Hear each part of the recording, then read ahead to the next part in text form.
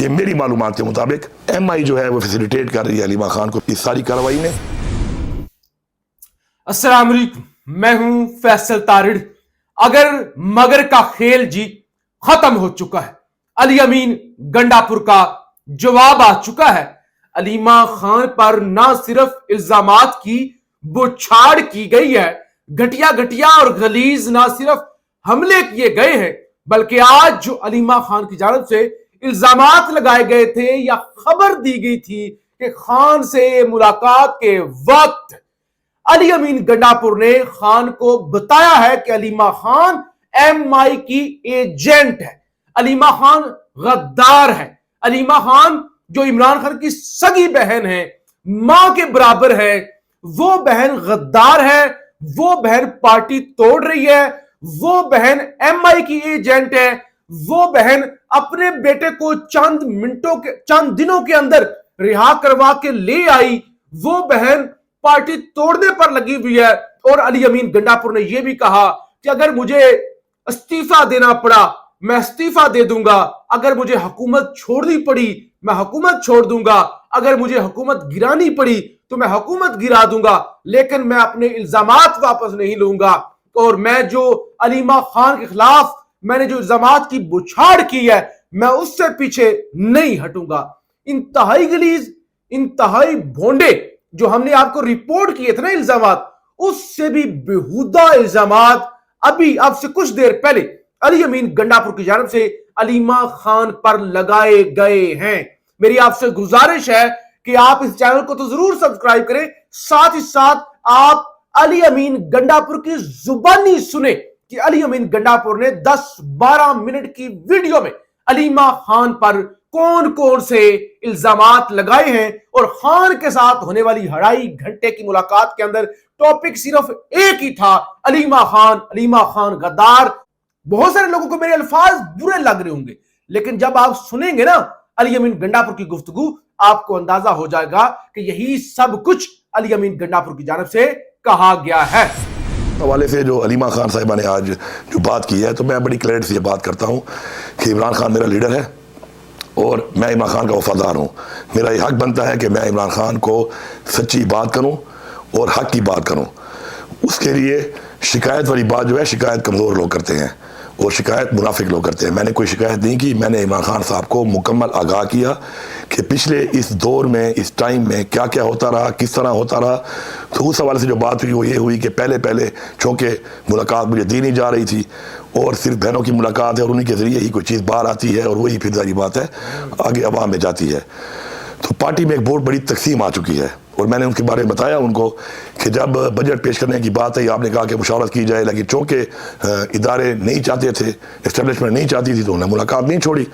और जब मुलाकात नहीं छोड़ी तो बजट पेश ना करके जाहिर बात है फिर हम टेक्निकली डिस्क्वालीफाई हो जाते, हुकूमत ख़त्म हो जाती।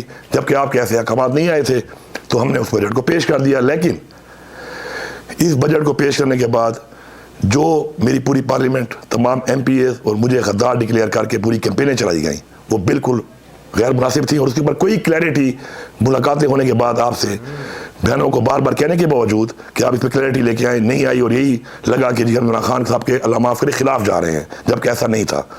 फिर 1.5-2 महीने चलता रहा। उसके बाद फिर आगे जाकर जब बजट पास करने की बारी आई तो वही सिचुएशन वो नहीं मिलने दे रहे थे।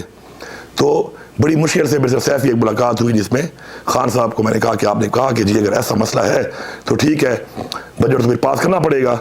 और बजट हमने पास कर दिया और बता के किया, सारी वजाहत के साथ किया कि बजट में कोई भी तब्दीली खान साहब करना चाहें तो कर सकते हैं। और मैंने कहा खान साहब, मैंने आपका इख्तियार आपके पास रखा हुआ है, अभी आप कहें तो आपके मुंह से निकलने में और हुकूमत ख़त्म करने में एक लम्हा भी नहीं है, तो आपका इख्तियार आपके पास है। लेकिन इसके ऊपर पूरे के पूरे मेरे MPs, पूरी पार्टी, मुझे ऊपर ये इल्ज़ाम लगाए गए कि हमने गद्दारी करके बजट पास किया है। और इसके ऊपर इतनी मुलाकातें होने के बाद, बार बार मेरे कहने के बाद बावजूद कि इस पर मौके को क्लियर किया जाए, नहीं किया गया, बल्कि प्रोवोक किया जा रहा है उल्टा। और प्रोवोक करके ये कैंपेनें चलाई जा रही हैं बार बार और मुतवातिर कैंपेनें चल रही हैं। फिर उसके बाद एक नया जो है कैंपेन चला दी गई कि जी माइनस इमरान खान कर रहे हैं। तो मैंने बताया कि माइनस इमरान खान न किसी की सोच है, न किसी की जुर्रत है। जबकि इस माइनस इमरान खान वाली बात के ऊपर पार्टी में तकसीम करने में आपकी बहन अलीमा खान का ठीक ठाक किरदार है, क्योंकि शुरू से पार्टी के लोगों को डिस्क्रेडिट किया जा रहा है और पार्टी डिस्क्रेडिट होने के साथ साथ मायूस हो रही है। आपकी रिहाई के हवाले से इकदाम नहीं उठाए जा रहे, बल्कि पार्टी के अंदर ऐसी गुरबंदियाँ बनती जा रही हैं कि उन गुरबंदियों में हर बंदा किसी न किसी जगह का सहारा लेकर उस गुरबंदी का हिस्सा बनकर अपने जो इंटरेस्ट है उनका फ़ायदा ले रहा है, अपनी जो इख्तलाफात किसी के साथ हैं उनके फ़ायदे ले रहा है। तो मैंने बड़े क्लियर से उनको बताया, मेरा ये फ़र्ज़ था बताना, और मैंने उनको बताया, मैंने इस चीज़ की फिक्र नहीं की कि इमरान खान की फैमिली है हमारे लिए बिल्कुल काबिल कदर है, कि इमरान खान की फैमिली उनसे क्लोज भी है और मेरे साथ कुछ भी हो सकता है उसके बाद कि मैं इस तरह की बात इमरान खान को कहूँ। लेकिन मैंने न कुर्सी की परवाह की, न अपने ओहदे की परवाह की, न मुझे परवाह है इस चीज़ की। मुझे सिर्फ एक चीज़ है, वो है कि मैं अपने लीडर को सच बताऊँ, हक बताऊँ और उसको आगाह करूँ हक़ाइक़ से। तो मैंने उनको बताया कि इसके ऊपर पार्टी में ये तकसीम का सिलसिला है और ये कुछ व्लॉगर्स बैठे हुए हैं और वो टारगेट करके सारा काम कर रहे हैं, तो उन सब के साथ अलीमा खान का रब्ता है और अलीमा खान बजाय उनको मना करने के, तकसीम ख़त्म करने के, बार बार कहते हैं तकसीम नहीं होनी चाहिए, प्रोवोक कर रही है। तो उस पर भी मैंने आगाह किया उनको। साथ साथ मैंने ये भी आगाह किया कि हफीजुल्लाह नियाज़ी साहब जो हैं वो बैठ कर आर्टिकल लिख रहे हैं, जिसमें वो लिख रहे हैं वज़ीर आज़म अलीमा खान, आर्टिकल में लिख रहे हैं अलीमा खान को चेयरपर्सन बनना चाहिए। मुख्तलिफ लोगों से कैंपेनें चलवाई जा रही हैं कि चेयरपर्सन अलीमा खान बने। मैंने खान साहब को वाज़ेह किया है, खान साहब आपके हर अहकामात हमारी सराखों पे हैं, आप जो फैसला करते हैं आप करें, हमें हमेशा कबूल रहा है और कबूल रहेगा। लेकिन कैंपेनें करके, लोगों को डिस्क्रेडिट करके, तकसीम करके ऐसे एजेंडों पे काम जो है हो रहा है और जिससे पार्टी को नुकसान हो रहा है, आपकी तहरीक को नुकसान हो रहा है और आपकी जो रिहाई है उसके ऊपर काम होने के बजाय इन चीज़ों पे काम हो रहा है। तो आपने अगर चेयरपर्सन बनाना है तो आप बिल्कुल बनाएं, हमारे लिए किसी और की निस्बत आपकी फैमिली मेम्बर, आपकी बहन है, जिसको भी आप नॉमिनेट करते हैं, हमारे लिए वो ज़्यादा काबिल कबूल होगा। लेकिन आप ये कर दें बजाय ये कि जो हालात चल रहे हैं और उससे ये नुकसान हो रहा है और जो मायूसी फैल रही है और तकसीम फैल रही है, उसमें मैंने बात की। इसके अलावा खान साहब को चूँकि पता है इस बात का कि जो इससे पहले हुआ, जब जो जिम्मेदारियाँ दी गई किस तरीके से हमने उसको निभाया, कितने हम कामयाब हुए, कितने नहीं हुए। स्पेशली 26 नवंबर के हवाले से खान साहब की अहलिया जो इस वक्त नाक जेल में है और बड़ी तकलीफ गुजार रही हैं, चूँकि वहाँ खुद मौजूद थी, तो ये सोशल मीडिया और मीडिया की बातों के अलावा खान साहब को उन्होंने एग्जैक्टली बताया कि वहाँ पे क्या हुआ, कौन था, किस वक्त तक था, कौन खड़ा रहा और किस वक्त तक खड़ा रहा। तो खान साहब सब जानते हैं इस मामले में, क्योंकि उनको जो बताने वाला शख्स है, जो उनकी बीवी है बुशरा बीबी, उन्होंने पूरा उनको एक्सप्लेन किया हुआ है और चूँकि जेल में मुलाकात भी होती रहती है उनकी, तो उनको पूरी हर चीज़ का पता है। तो उस मामले के ऊपर किसी का ये कहना या मफूज़े बनाना या कोई ऐसे एजेंडे बनाना कि ये हुआ वो हुआ, वो इस चीज़ से इसलिए बाला है कि जो ऐनी शाहिद हैं बुशरा बीबी, वो खान साहब को सब कुछ बता चुकी हैं और खान साहब को सारी रिपोर्ट है उसके ऊपर।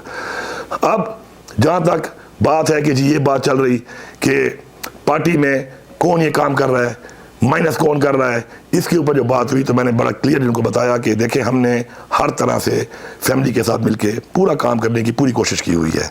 लाहौर का यहीं पर लीडरशिप के साथ बैठ के जब फैसला हुआ, अलीमा खान उसमें मौजूद थी, बहनें मौजूद थी, कि हमने एक जाके एक इवेंट करना है लाहौर में और पार्लियामेंटेरियंस को लेकर मैंने जाना है, मुझे जिम्मेदारी दी गई, मैंने वो जिम्मेदारी भी निभाई।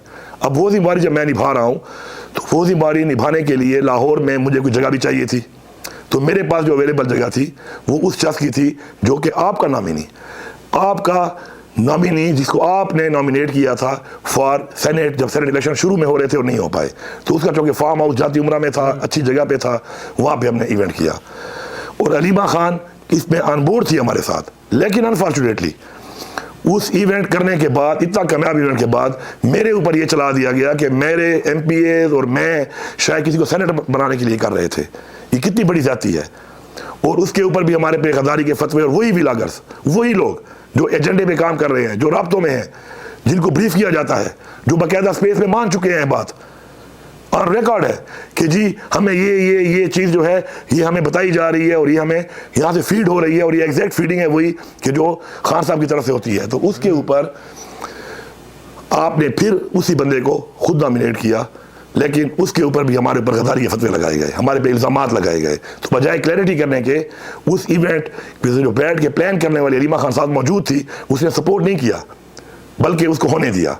तो जब ये होगा, इस तरीके से होगा, पार्टी डिस्क्रेडिट होगी, पार्टी में तकसीम होगी, तो आपकी जो तहरीक है, मैंने खान साहब को क्लियर नहीं बताया कि आपने फिर उसके बाद नॉमिनेट भी कर दिया, फिर मशाल का इशू आया, वो भी आपने नॉमिनेट की, उसके ऊपर भी यही होता रहा। और ये फजूल चीज़ों में उलझा कर तकसीम पैदा करके जो आपकी रिहाई का जो हमारा असल मकसद है आपकी रिहाई, उसके ऊपर कोई काम नहीं हो रहा।